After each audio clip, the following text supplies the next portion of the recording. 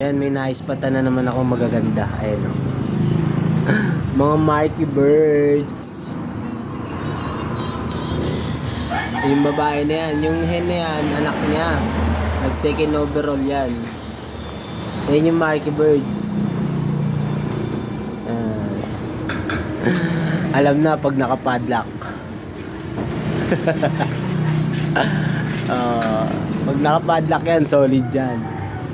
Oh, ito pa isa. Ayan, napakagaganda. Ha? Ito pa isa, nakapadlock. Ayan pa isa, nakapadlock yan, oh. Pag nakapadlock, matik yan. Mga solid yan. Dahil ko naispatan dito magagandang ibon kay Boss Patrick.